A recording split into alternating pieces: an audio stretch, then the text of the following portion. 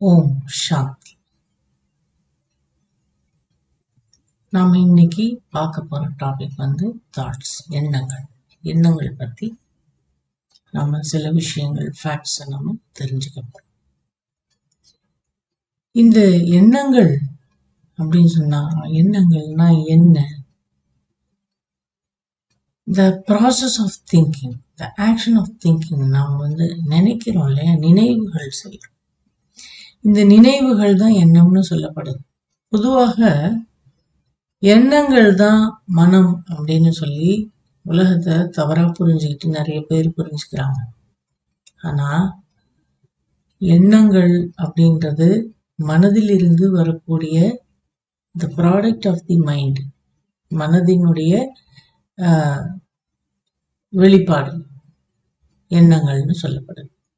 சரி, இந்த எண்ணங்களை பத்தி நாம தெரிஞ்சுக்கிறதுனால நம்ம மனம் என்ன விதமான எண்ணங்களை எல்லாம் உருவாக்குது, இந்த எண்ணங்களை நாம எதை வச்சுக்கலாம், எதை வச்சுக்க கூடாது, எப்படி இந்த எண்ணங்களை கையாளுவது அப்படின்ற விஷயங்களை எல்லாம் நாம தெரிஞ்சுக்கலாம். இப்போ ஆன்மீகத்துல நம்ம இது வரைக்கும் தெரியாம இருக்கலாம். எனக்கு பர்சனலா பாத்தீங்கன்னா இந்த எண்ணங்கள் பத்தி எதுவுமே தெரியாது. நான் ராஜயோகம் பரமாத்மாவிடம் கற்கும் வரை பரமாத்மா நமக்கு சொல்லி கொடுக்கறாங்க கிளியரா எண்ணங்களை பத்தி. பரமாத்மா என்ன சொல்றாங்க, இது நம்ம எல்லாருமே நம்ம ஃபர்ஸ்ட் சாப்டர்ல இது பார்த்திருப்போம். நாம எல்லாரும் ஆத்மாக்கள். நான் இந்த உடல் அல்ல, இந்த உடலை இயக்கி கொண்டிருக்கும் உயிர் சக்தி ஆத்மா. இந்த ஆத்மா தன்னை 3 விதமாக, அது ஃபேக்கல்டிஸ், 3 விதமான செயல்பாடுகள் இருக்குது இந்த ஆத்மாவுக்கு. அது ஒன்று மனம், இன்னொன்னு புத்தி, இன்னொன்னு சுபாவம். அப்ப இந்த 3ம் சேர்ந்து எப்படி ஒரு கார் இயங்குது அப்படின்னு சொன்னா அதுல 4 சக்கரம் இருக்கு இயங்குறதுக்கு இல்லையா, அந்த மாதிரி மனம், புத்தி, சுபாவம், உடல், இவங்க எல்லாரும் சேர்ந்து இவங்க எல்லாரையும் ஆத்மா இயக்குது. ஆத்மா ஃபர்ஸ்ட் மனம் அப்படின்ற சாப்டரை பார்த்தோம்னா, ஆத்மா மனதின் மூலமாக எண்ணங்கள், மனதின் வேலையை எண்ணங்களை எழுப்புவது. இதுதான் மனதின் வேலை. இந்த எண்ணங்கள் ஒரு நிமிஷத்துக்கு 30 to 35 தாட்ஸ் பர் மினிட். அப்படின்னா 2 செகண்டுக்கு ஒரு எண்ணம் எழுதுன்னு அர்த்தம். அப்ப யோசிச்சு பார்த்துக்கோங்க, கணக்கு பண்ணி பார்த்துக்கோங்க, ஒரு நாளைக்கு எத்தனை எண்ணங்கள் எழும்புதுன்னு சொல்லிட்டு. இதுதான் ஒவ்வொருத்தருடைய மனதினுடைய ரேட். இப்ப இந்த மைண்ட்ல தாட்ஸ் வருது அப்படின்றத பார்த்தோம். தாட்ஸ் எத்தனை வகைகளான தாட்ஸ் நமக்கு இருக்கு.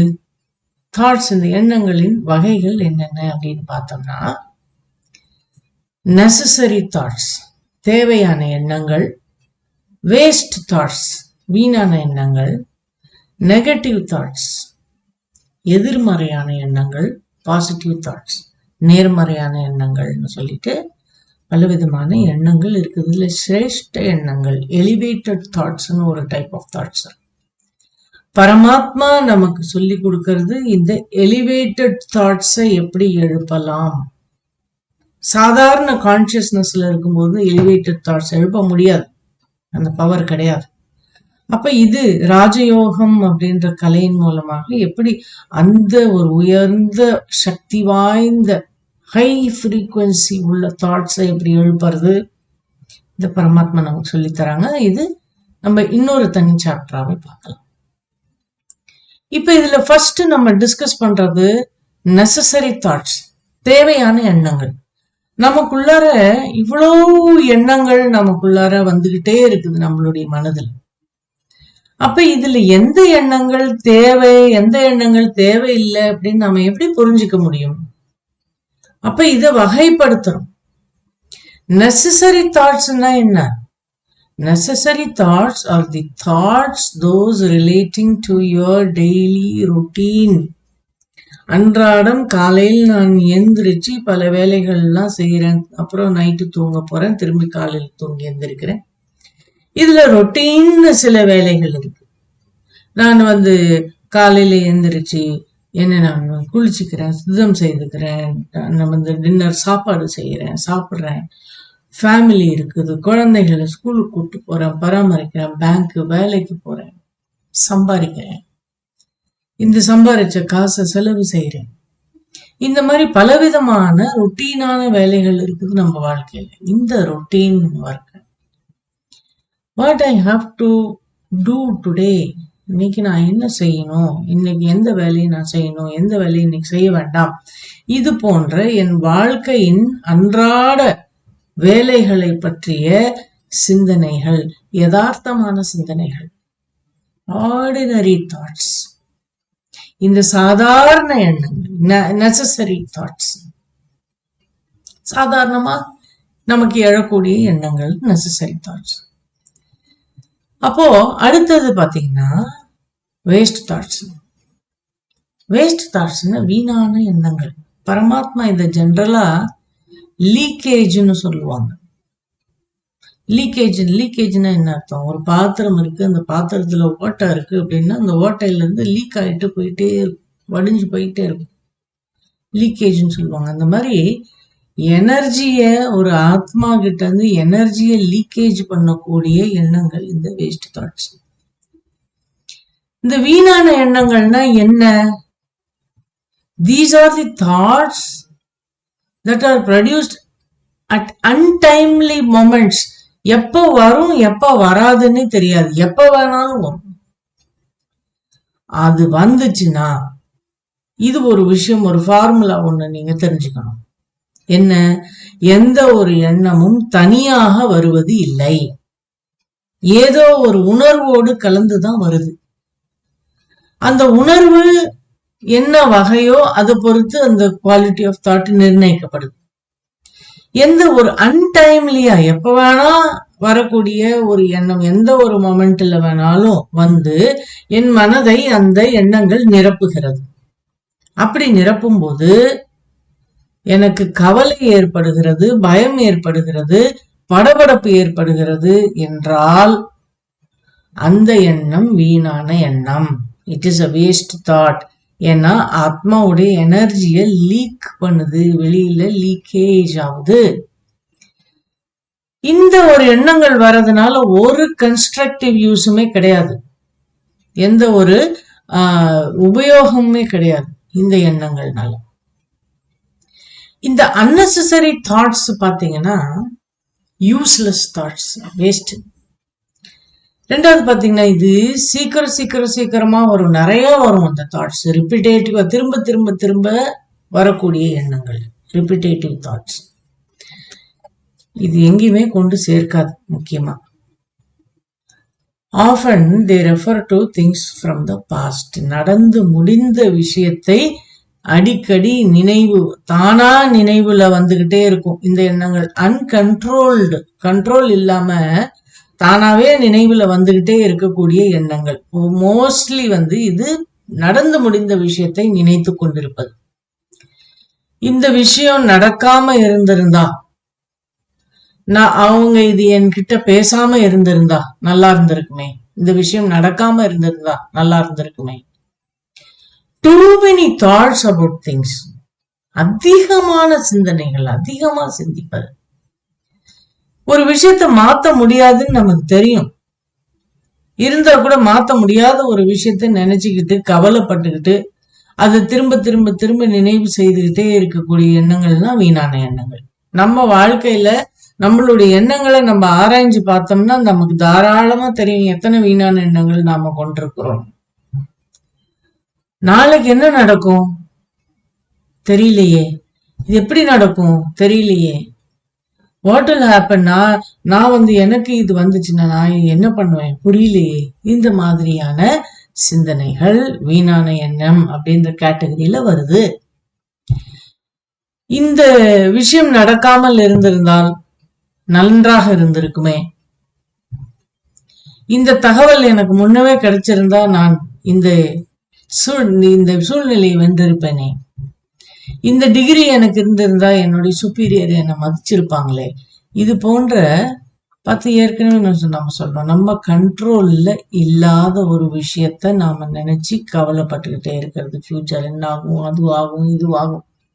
தேவையற்ற சிந்தனைகள், தேவையற்றது அதுலயே வந்துருச்சு, வேஸ்ட். இந்த வீண் எண்ணங்கள் என் மனதில் இருக்கும்போது நம்ம எபிலிட்டி டு கான்சென்ட்ரேட், கவனம் செலுத்தக்கூடிய அந்த எபிலிட்டி, அந்த என்னுடைய கெப்பாசிட்டி சுத்தமா வீக் ஆயிடும் இந்த யூஸ்லெஸ் தாட்ஸ்னால. If you have lot of these thoughts, நிறைய வீண் எண்ணங்கள் வரும்போது என்ன ஆகும், you use more energy and டைமும் எனர்ஜியும் அதுல போய்கிட்டே இருக்கும். ஏன்னா ஆல்ரெடி பாபா சொல்லிட்டாங்க, இது ஒரு லீக்கேஜ். எனர்ஜியை சாப்பிட்டுக்கிட்டே இருக்கும், டைமும் போய்கிட்டே இருக்கும், எந்த காரியம் எடுத்தாலும் நடக்காது. நமக்கு நெகட்டிவிட்டி, ஒரு நெகட்டிவ் விஷயம் நம்ம வாழ்க்கையில வரத்துக்கு இதுதான் ஆரிஜின், இங்கதான் ஆரம்பம் நடக்கும். நெகட்டிவ் உடனே ஒரு நெகட்டிவ்னு வந்துடாது, வேஸ்ட்ல இருந்துதான் நெகட்டிவ் ஆரம்பமாகும். இதுதான் ஆரிஜினா இருக்கு நெகட்டிவ் தாட் எழும்புறதுக்கு. From the time that the past has already passed, நடந்து முடிஞ்சிருச்சு. ஃபியூச்சர் நடக்க போறது இன்னும் வரவே இல்லை. So these kind of thoughts are not at all useful. இது என்ன ஆகும், இந்த எண்ணங்கள் எனக்குள்ள இருக்க என்னோட இன்னர் ஸ்ட்ரென்த், எனக்கு உள்ள இருக்கிற ஆத்ம சக்தி, இந்த ஆன்மீக சக்திகள் எல்லாம் இல்லாமல் போய்விடும். அதனால எனக்கு வரக்கூடிய எண்ணங்கள்ல இந்த மாதிரி எண்ணங்கள் எனக்கு வருது அப்படின்னா இதை புரிந்து அதை நான் களையறதுக்கு எனக்கு தெரியணும். So in this way you will be able to focus more on your decision making capacity. முடிவெடுக்கக்கூடிய திறன் எனக்கு அதிகமாகும். இந்த வீண் எண்ணங்கள் இருக்கும்போது புத்தி சரியாக வேலை செய்யாது. சரி, இப்போ வீண் எண்ணங்களை பத்தி பார்த்தோம். நெகட்டிவ் தாட்ஸ், இதெல்லாம் ஹார்ம்ஃபுல் தாட்ஸ். இது என்னையும் என்னுடைய ஃபியூச்சரையும் கெடுத்துரும், மற்றவங்களுடைய ஃபியூச்சரையும் கெடுத்துரும், மற்றவங்களுடைய நிம்மதியும் கெடுக்கும். இட் டிஸ்டர்ப்ஸ் யுவர் பீஸ், நம்மளுடைய அமைதியை கெடுக்கும். என்னுடைய இன்னர் ஸ்ட்ரென்த்னு சொல்றோம், எனக்குள்ள இருக்கிற ஆன்மீக சக்திகளை கரைத்து விடும். If these thoughts occur on a regular basis, எனக்கு ரெகுலராகவே இந்த மாதிரி நெகட்டிவான எண்ணங்கள் வந்துகிட்டே இருக்கு அப்படின்னு சொன்னா எனக்கு சிவியர் ஹெல்த் ப்ராப்ளம் வந்துடும். 100% எனக்கு பிசிக்கல் ப்ராப்ளம் வந்துடும், மென்டல் ப்ராப்ளம் வந்துடும். இதான் நெகட்டிவ் தாட்ஸை பத்தின விஷயங்கள். சரி, இந்த நெகட்டிவ் தாட்ஸ் ஆர் டிஸ்ட்ரக்டிவ்.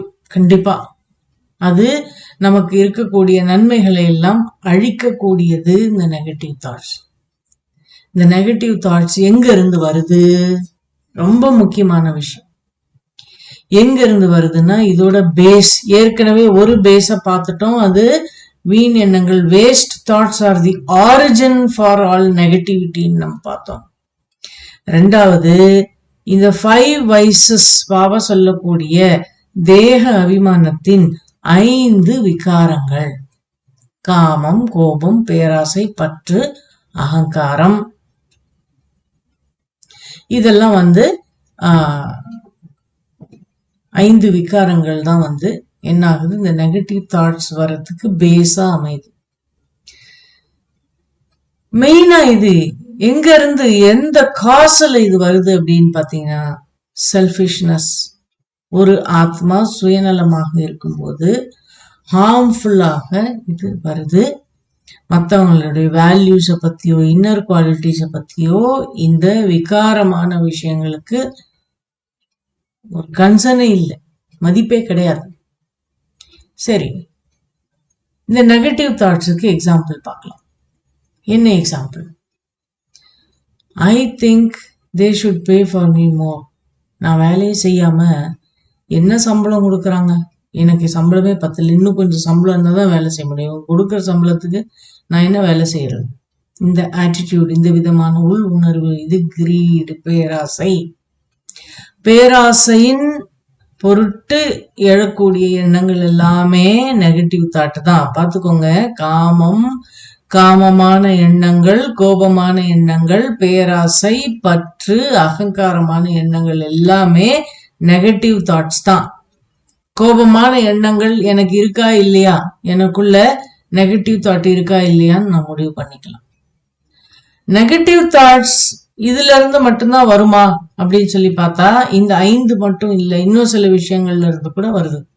இந்த 5ம் விதைகள். இதுல இருந்து நிறைய குடும்பம் இருக்கு இல்லையா அதுக்கு.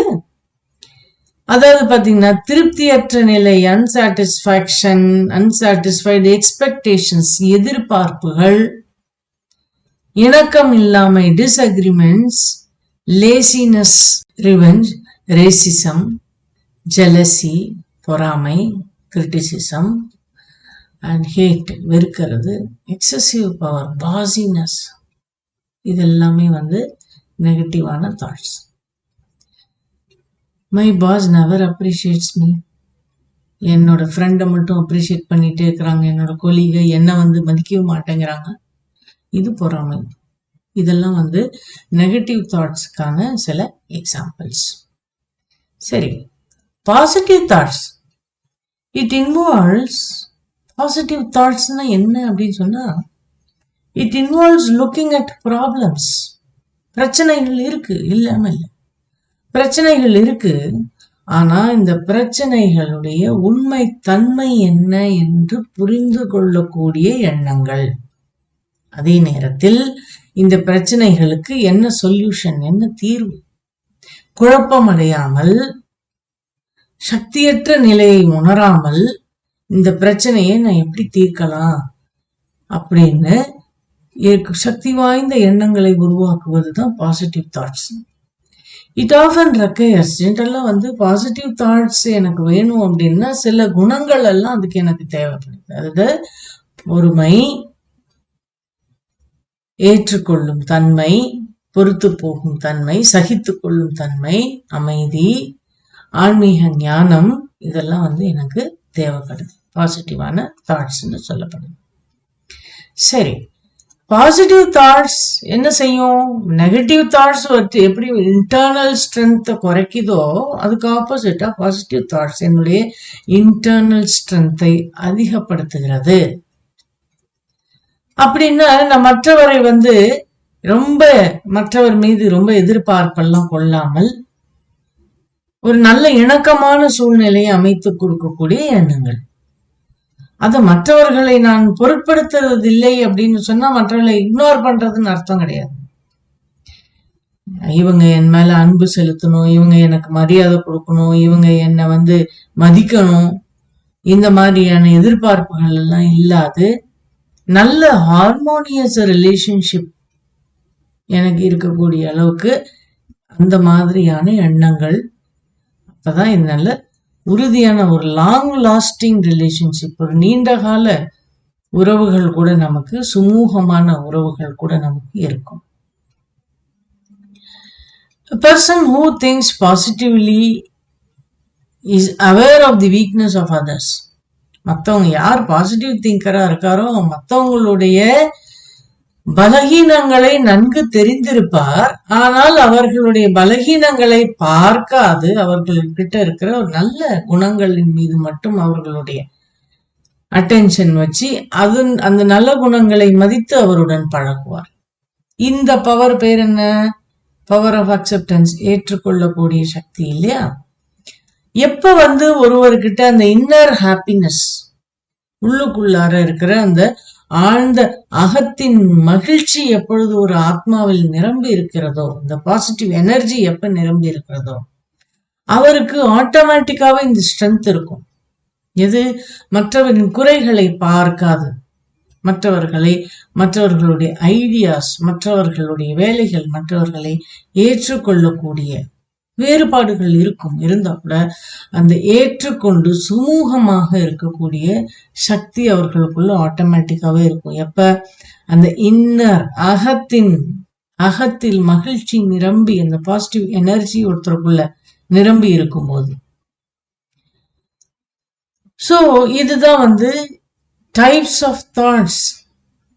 நெசசரியா, வேஸ்ட் தாட்ஸா, நெகட்டிவ் தாட்ஸா, பாசிட்டிவ் தாட்ஸா அப்படின்றத பத்தி ஒரு ஓவரால் ஐடியா. இப்போ மேலும் இந்த தாட்ஸை பத்தி இன்னும் சில விஷயங்களை நாம தெரிஞ்சுக்கலாம். எப்போதும் திறந்திருக்கும் காதுகள் மூலம் விழித்திருக்கும் நேரங்கள், எப்பெல்லாம் நாம முழிச்சிருக்கிறோமோ அப்பெல்லாம் நம் காதுகள் மூலமாகவோ கண்கள் மூலமாகவோ ஏதாவது விஷயங்கள் விழுந்து கொண்டேதான் இருக்குது. இந்த விழுகின்ற தகவல்கள் எதுவாக இருந்தாலும் அது 3 வகை: positive thoughts, negative thoughts, waste thoughts என்ற 3 கேட்டகரியா நம்ம பிரிக்கிறோம். டெய்லி ரொட்டீன்ன்றது நெசசரி தாட்ஸ், அது நம்ம எழுப்பிதாகும். நம்ம அன்றாடம் பல விஷயங்கள், இப்போ டிவி போட்டா நிறைய நியூஸ் பார்க்குறோம், நியூஸ் பேப்பர் எடுத்து நியூஸ் பார்க்குறோம், இல்ல பல விஷயங்கள் பேசிக்கிறோம், ஒருத்தருக்கு ஒருத்தர் கருத்துக்கள் பரிமாறிக்கிறோம்.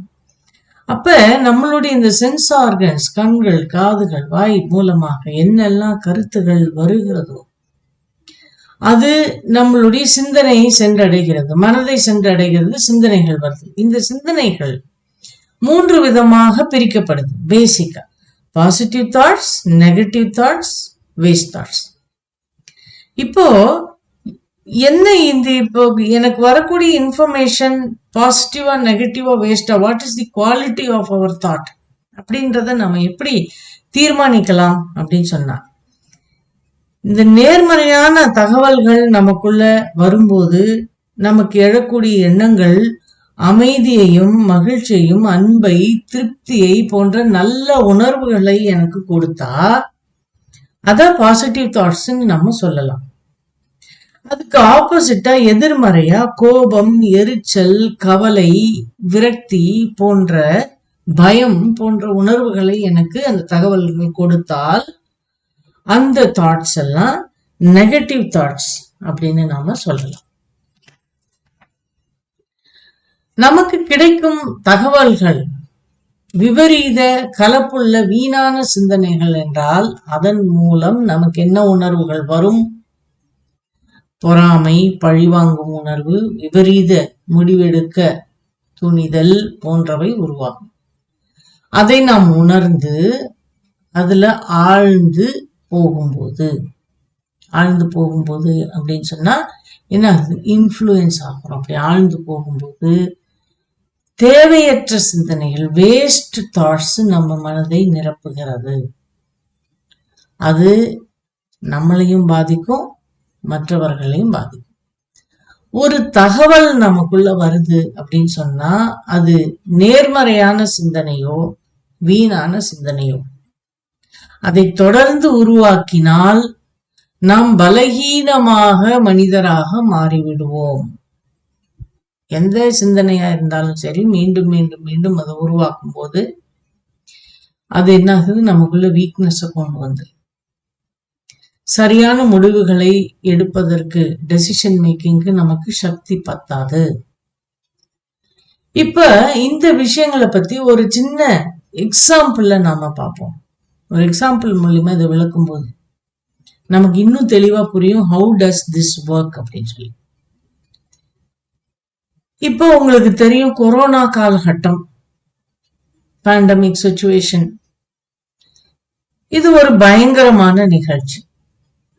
இந்த ஒரு வைரஸ் எல்லோரையும் தாக்குவதால் நிறைய பேர், லட்சக்கணக்கான பேர் உயிரிழக்கிறார்கள், உடைமைகளை இழந்துடுறாங்க, நிறைய லாக்டவுன் ஆயிடுது, நிறைய பேருக்கு வருமானம் போயிடுது, ரோட்டுக்கே வந்துடுறாங்க, மக்கள் பதறுகிறார்கள், உயிர் போகும்போது துடிக்கின்றார்கள். மறுபுறம் ஒரு பக்கம் ஆம்புலன்ஸ் வருது, மனிதர்கள் அப்படி பிணங்களை அள்ளி செல்கிறார்கள். சில பேர் இந்த ரொம்ப பீதியோட பயத்தோட இருக்கிறாங்க. ஆக இந்த விஷயத்தெல்லாம் நம்ம நியூஸ்ல பாக்குறோம். நியூஸ்ல ஆல் 24 hours கொரோனா நியூஸ் தான். அப்போ ஆக இன்னைக்கு ஃபுல்லா இந்த நியூஸை நீங்க பார்த்துட்டே இருக்கிறீங்க. நம்ம என்ன பார்க்குறோம், எந்த ஒரு தகவலும் திரும்ப திரும்ப திரும்ப நமக்கு வரும்போது நாம் பலகீனமாக மாறுகிறோம் அப்படின்ற விஷயம் பார்த்தோம் இல்லையா? இப்ப இன்று முழுவதும் நாம வந்து டிவியில இந்த நியூஸை பார்த்துக்கிட்டே இருக்கிறோம். நம்மளுடைய கனவிலும் அதே காட்சி, நிஜத்திலும் அதே காட்சி, இந்த கோர காட்சிகள் நம்ம படுக்கிறோம். அதே நினைவுகள் தான் நமக்கு திரும்ப திரும்ப வருது. இந்த மாதிரியான கோரமான விஷயங்களை ஒரு தகவலாக மட்டும் நாம் தெரிந்து கொள்ளலாம். அதுல மூழ்க வேண்டிய அவசியம் இல்லை. we need not get influenced by such incident. அப்படி நீங்க மூழ்கிறீங்க, அப்படி நம்ம இன்ஃப்ளூயன்ஸ் ஆகிறோம், நம்ம மனசு அந்த விஷயம் ஆக்கிரமிக்குது அப்படின்னு சொன்னா இன்ஃப்ளூயன்ஸ் ஆகிறோம், அட்ராக்ட் ஆகிறோம், அதன் மேல் நம்மளுடைய ஈர்ப்பு அது மேல் போகிறது என்றால் என்ன நடக்கும்? இந்த தகவல்களை உள்வாங்கிக் கொள்ளும் போது என்ன ஆகும்? நம் மனம் முதலில் ஃபர்ஸ்ட் என்ன நடக்கும், இந்த ப்ராசஸ் என்ன நடக்கும் நம்ம மனசுக்குள்ள? முதலில் பாதிக்கப்பட்டவர்களுக்காக இறக்கப்படும். அடடா அடப்பாவுமே இந்த மாதிரி ஆகி போயிடுச்சே. பின்பு அவர்களுக்காக துக்கப்படும். மீண்டும் மீண்டும் அந்த நிகழ்வுகளை பல்வேறு கோணங்களில் பார்க்கும்போது, வேற சேனல் பார்க்கும்போது அதை பற்றி நாம மத்தவங்க கிட்ட பேசுறதுக்கு விவாதிப்பதற்கு முயற்சி பண்ணுவோம். அப்படி விவாதிக்கும் போது குற்றவாளியாக நாம் யாரை கருதுகிறோமோ அதை சரியில்லை என்று சொல்ல இன்னும் சில பேர் கூட வந்துடுவாங்க. நல்லா இல்ல, இந்த சைனா இப்படி பண்ணிட்டான். அப்போது குற்றவாளியாக யாரை கருதுகிறோமோ அவர்களை பழிவாங்கும் உணர்ச்சி கூட நமக்குள்ளே எழலாம். நாமும் அந்த விஷயத்தினுடைய அந்த தகவல்ல இன்ஃப்ளூயன்ஸ் ஆகி பயம், துக்கம் போன்ற எண்ணங்கள் கொள்ள வேண்டுமா, எண்ணங்கள் கொள்ள கூடாதா? The choice is ours. நாம இந்த தகவலாக மட்டும் வைத்திருந்தால் அந்த உணர்வுகளால் நாம் ஆக்கிரமிப்பு ஆக மாட்டோம். We will not be influenced by the feeling or by the emotion. ஆனா நாம் என்ன ஆகிறோம், அந்த சப்ஜெக்ட்ல மூழ்கி போறோம். மனம் வந்து அந்த ஃபீலிங்கை ஆக்கிரமிக்குது. அப்ப வேரியஸ் ஃபீலிங்ஸ் எனக்குள்ளார வருது. என்ன ஆகுது? துக்கப்படுறேன், மற்றவங்களோட டிஸ்கஸ் பண்ணும்போது பாதிக்கப்படுறேன், இறக்கப்படுறேன், பழிவாங்கும் முடிவுக்கு கூட போறேன். அப்ப இந்த வியாதியால் ஒருவர் மரணம் அடையும் போது அவரை இழந்த உறவும் நட்பும் துக்கம் கொள்கிறது. அந்த நிகழ்வை பார்க்கும் போதும் கேட்கும் போதும் அத்தனை பேரும் அது போன்ற துக்கத்திற்கு ஆளாக வேண்டும் என்ற அவசியம் இல்லையே. பார்க்கிறவங்க கேட்கிறவங்க எல்லாருமே அந்த செய்தி வெளிப்படுத்தும் தகவலை மட்டும் சரியான விதத்தில் நாம் சிந்தனைக்கு எடுத்துக்கொண்டால் போதும். மிகப்பெரிய இழப்பு ஏற்படும் போது நம்ம என்ன செய்யலாம் அப்படின்னு சொன்னா, மிகப்பெரிய இழப்பு ஏற்படும் போது அதனால் பாதிக்கப்பட்ட இதயங்களுக்கு என்ன தேவைப்படுது? ஆதரவு தேவைப்படுகிறது, அன்பும் அமைதியும் தேவைப்படுகிறது. அனைத்திற்கும் மேலாக நடந்துவிட்ட பாதிப்பில் இருந்து மனோரீதியாக அவர்கள் மீளுவதற்கு திடமும் சக்தியும் தேவைப்படுகிறது. அத்தகைய எண்ணங்களை உருவாக்கி அவர்களுக்கு வழங்குவதற்கு பதிலாக அவங்களுக்கு ஆக்சுவலா என்ன தேவை? உண்மையாலும் நிறைய பேர் பாதிக்கப்பட்டுட்டாங்க, எஸ் பாதிக்கப்பட்டுட்டாங்க. இப்ப என்ன தேவை அவங்களுக்கு அப்படின்னு சொன்னா, அன்பான உணர்வு, அமைதி, பாதுகாப்பு உணர்வு, அவர்களுக்கு திடம், சக்தி, இதுதான் மனோபலம் தான் இப்போதைக்கு தேவைப்படுகிறது. அத்தகைய எண்ணங்களை உருவாக்கி அவர்களுக்கு வழங்குவதற்கு பதில் நாம் எத்தகைய எண்ணங்களை உருவாக்குறோம்? பயம், கோபம், துக்கம், பழிவாங்கும் உணர்ச்சி மிகுந்த எண்ணங்களை தான் நமக்கு கிடைக்கும் தகவல்கள் மூலம் நாம் உருவாக்குகிறோம். அப்ப யாரோ ஒருவர் யாரையோ ஒருவரை பழிவாங்குவதற்காக செய்த வன்முறை, அது ஒரு பிரச்சனை. அது இது இப்ப இது 3rd வேர்ல்டு வார்னு கூட சொல்றாங்க. அப்ப அது போன்ற உணர்வை உருவாக்குது. அந்த சோக நிகழ்வுக்கு எப்படி தீர்வாக முடியும்? இது பிரச்சனை நடந்துருச்சு, இந்த பிரச்சனைக்குள்ளாரையே நானும் அதில் ஒரு அங்கமாக இருப்பதில் என்ன பிரயோஜனம்? அதற்கு பதிலாக அது போன்ற சம்பவங்கள் மேலும் நடக்காமல் இருப்பதற்கு நாம் என்ன செய்ய வேண்டும் என்ற கோணத்தில் நாம் சிந்தித்து செயல்படுவதுதான் சமூக பொறுப்புள்ள ஒரு விஷயமாக இருக்கிறது. If I have the social responsibility அப்படின்னு சொன்னா, நான் மீண்டும் இது போன்ற எண்ணங்களை, இந்த பிரச்சனைக்குள்ளாகவே நானும் இருக்கக்கூடாது. இதுக்கு சொல்யூஷன் தான் என்ன?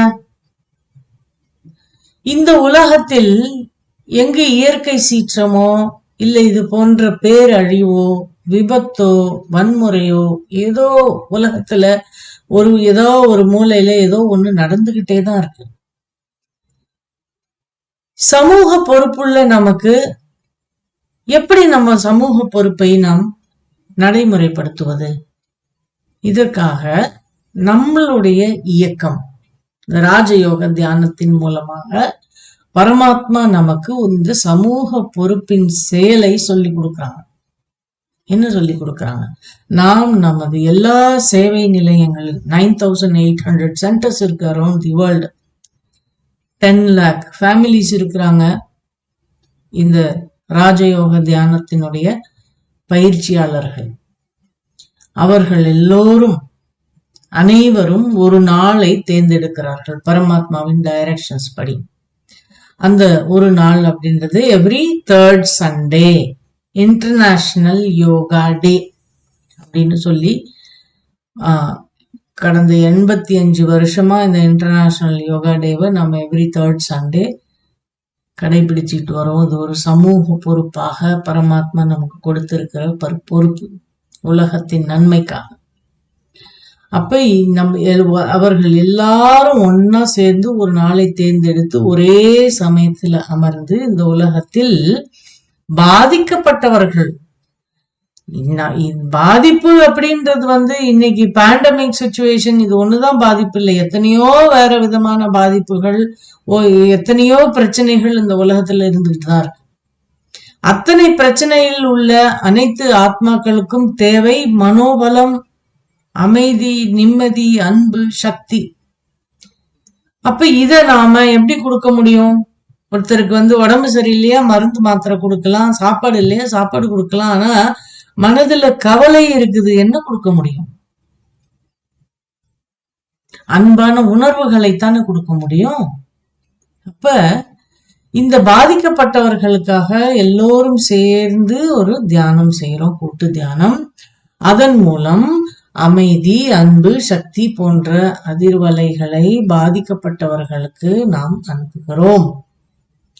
நாம் துக்கத்திலும் கோபத்திலும் வேதனையிலும் இருந்தால் நம்மால் அந்த அன்பையும் அமைதியையும் சக்தியையும் எப்படி உருவாக்க முடியும்? அப்ப தேவையானவர்களுக்கு எப்படி அதை கொடுக்க முடியும்? நம்முடைய எண்ணங்களுக்கு காற்றை விட வேகமாக கடல் கடந்து செல்லக்கூடிய சக்தி இருக்கிறது. ஒன்னும் இல்ல, நம்மளுடைய தாட் பவர். ஒரு சின்ன செடி ஒண்ணு வளர்த்துங்க, சின்ன செடி. இந்த செடி கிட்ட போய் அன்றாடம் வெரி குட், நீ நல்லா இருக்க, ஐ கிவ் யூ பிளெஸிங்ஸ், உனக்கு நான் ஆசீர்வாதங்கள் கொடுக்கிறேன், நான் உன்னை அன்பாக வளர்த்துகிறேன்னு போய் டெய்லி ஒரு தடவை பேசி பாருங்க, எவ்வளவு வேகமாக அந்த செடி வளருதுன்னு நம்மளால புரிஞ்சுக்க முடியும். நம்மளுடைய எண்ணங்கள் அவ்வளோ பவர் இருக்குது நம்மளுடைய தாட்ஸ்க்கு. நிறைய ரிசர்ச்சஸ் இருக்குது, இதுல நிறைய எக்ஸ்பெரிமெண்ட்ஸ் இருக்குது அரௌண்ட் தி வேர்ல்டு. நம்ம ஃபியூச்சர் கிளாஸஸ்ல அதெல்லாம் நம்ம ஷேர் பண்றோம்.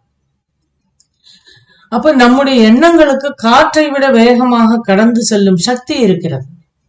அந்த சக்தியை பயன்படுத்தி நாம கஷ்டப்படுறவங்க, துக்கப்படுறவங்க, கவலைப்படுறவங்களுக்கு இந்த சக்தியை நாம கொடுக்கணும்.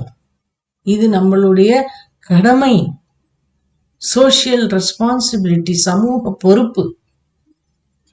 அப்ப எப்படி இதுக்கு எக்ஸாம்பிள், ஒரு உடலை விட்டு வெளியே ஆத்மாக்கள் இறந்து போயிடுறாங்க, உடலை விட்டு வெளியே போயிடுறாங்க இல்லையா? அந்த ஆத்மாக்களுக்கு நம்ம அமைதி எப்படி அனுப்புறோம்?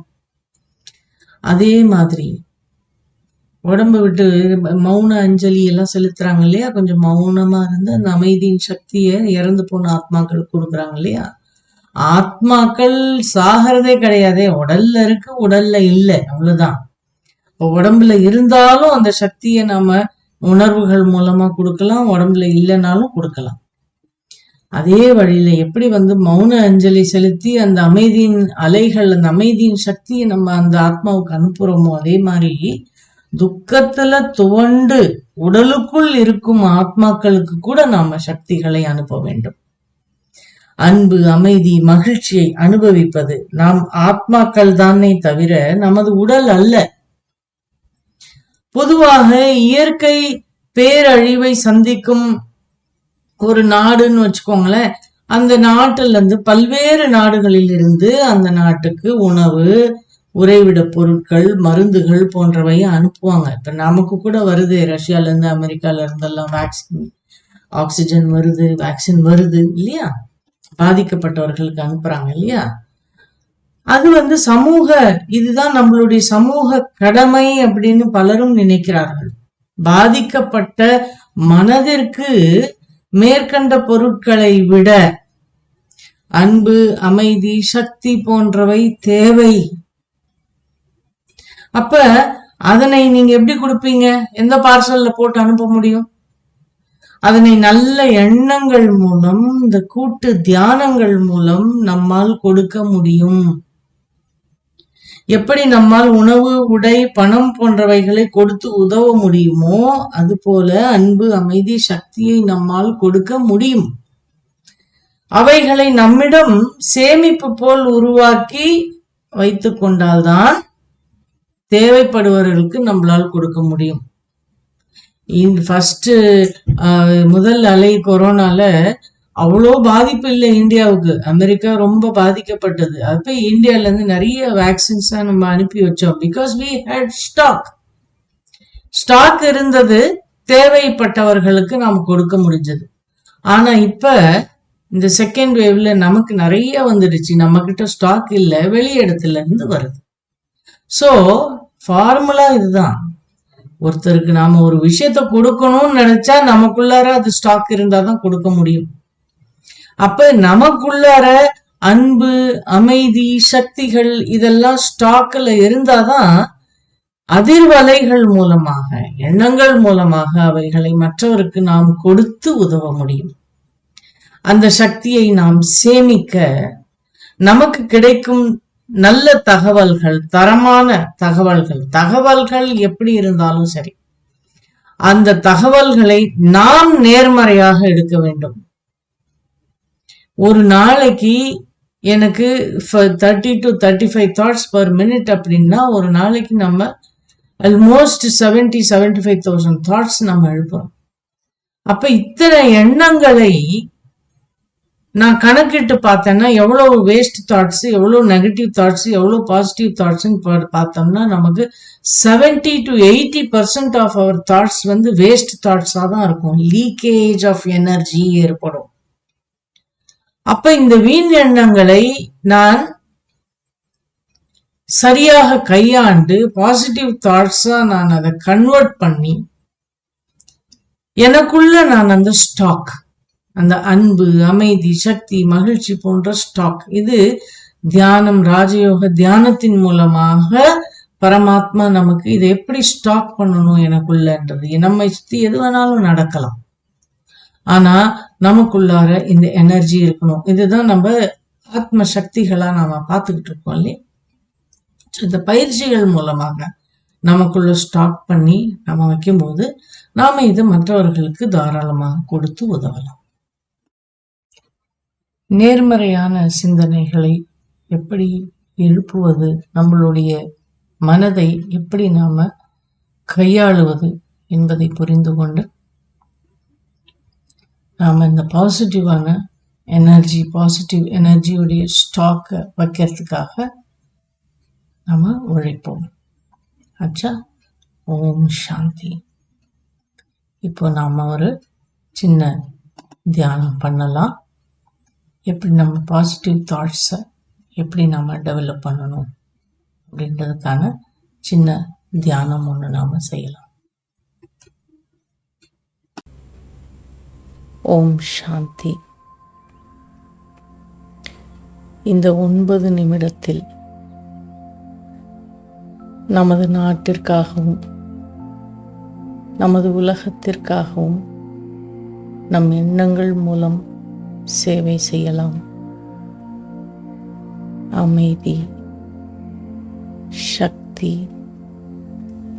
ஒத்துழைக்கும் சக்தி, நன்றியுணர்வு, ஆரோக்கியம் மற்றும் பாதுகாப்பின் அதிர்வலைகளை இந்த 9 நிமிடங்களில் இவ்வுலகில் உள்ள அனைவருக்கும் அனுப்பலாம்.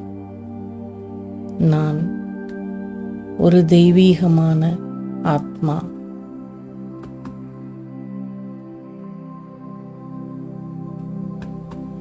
தெய்வீகத்தன்மை மற்றும் தூய்மை என்னுடைய உண்மையான குணம் ஆகும்.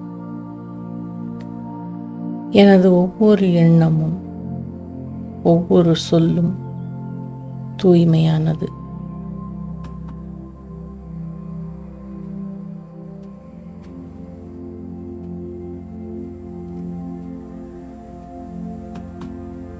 ஆசிகள் நிறைந்தது. நான் சக்திசாலியான ஆத்மா. என் மனம்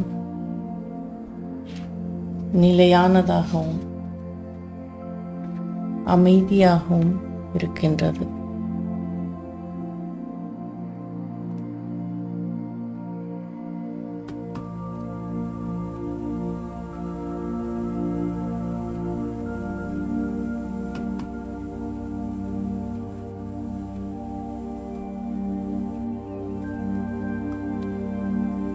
ஒருமுகப்பட்டு நான் இருக்கின்றேன்.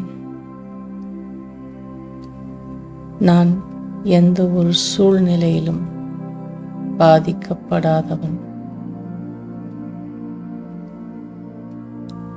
சக்திசாலி ஆத்மாவாகிய நான் சூழ்நிலைகளை என் வசப்படுத்துபவன். நான் சக்திசாலி ஆத்மா. நான் பயமற்ற ஆத்மா. நான் தன்னம்பிக்கை உடையவன்.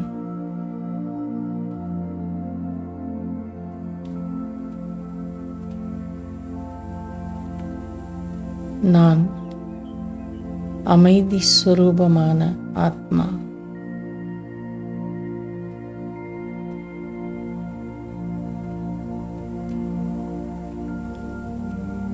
அமைதி எனது சுய தர்மமாகும்.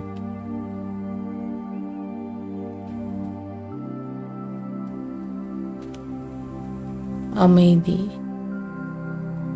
எனது சன்ஸ்காரமாகும்.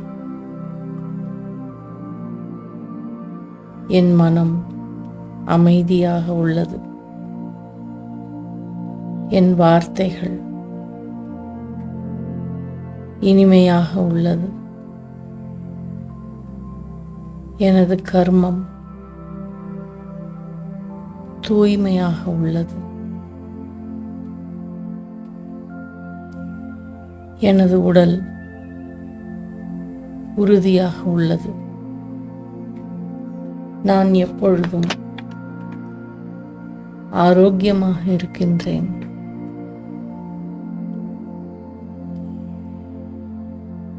இறைவனின் சக்திகள்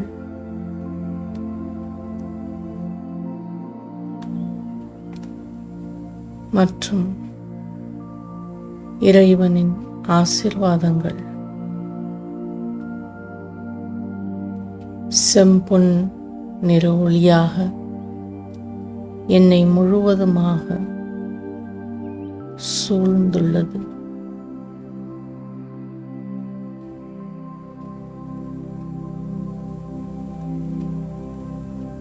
இது சக்தி வாய்ந்த அதிர்வலைகளின் வட்டமாக இருக்கின்றது. இறைவனின் சக்திகள் என்னை சுற்றி பாதுகாப்பு கவசமாக இருக்கின்றது. நான் மிகவும் பாதுகாப்பாக இருக்கின்றேன்.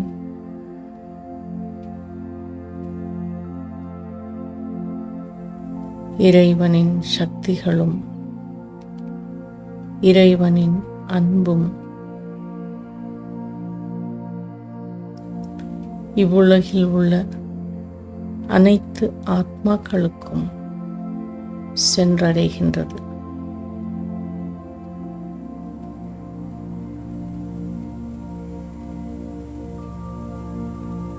அனைவருடைய மனமும் இறைவனின் சக்திகளால் நிரம்புகின்றன. இறைவனின் சக்திகள், இறைவனின் ஆசீர்வாதங்கள் இந்த முழு உலகத்திலும் உள்ள அனைவரையும் சென்றடைகிறது.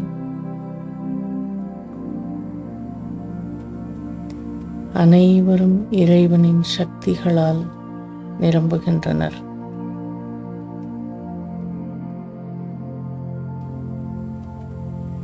எல்லோருடைய மனமும் அமைதியாக உள்ளது. மகிழ்ச்சியாக, பாதுகாப்பாக, எல்லோருடைய உடல்நிலையும் ஆரோக்கியமாக உள்ளது.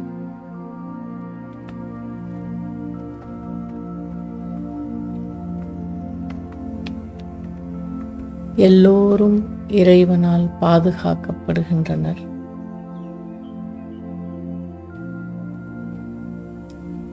அனைவரும் பயமற்றிருக்கின்றார்கள், மகிழ்ச்சியாக இருக்கின்றார்கள்.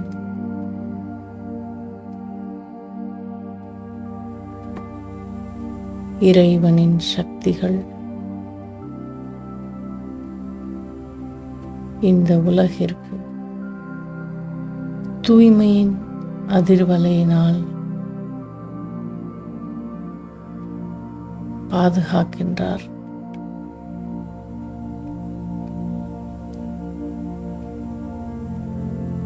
என்னுடைய உலகம் பாதுகாப்பாக உள்ளது.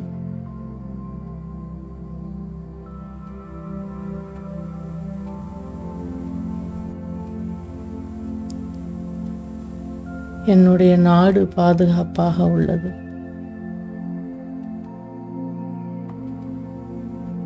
என்னுடைய குடும்பம் பாதுகாப்பாக உள்ளது. வெற்றி எனக்கு நிச்சயிக்கப்பட்டுள்ளது.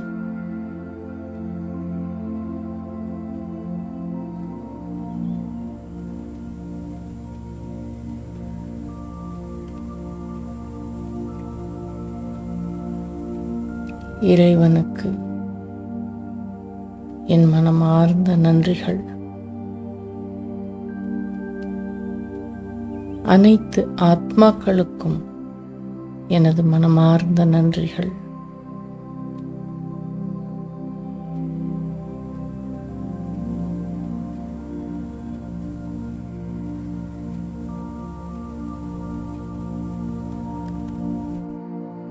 தங்களை பற்றி சிந்திக்காது இரவும் பகலும் இந்த உலகத்திற்கு சேவை செய்யும் ஒவ்வொருவருக்கும் எனது மனமார்ந்த நன்றிகள்.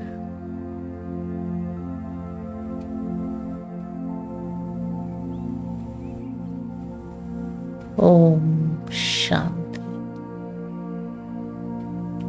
ஓம் சாந்தி.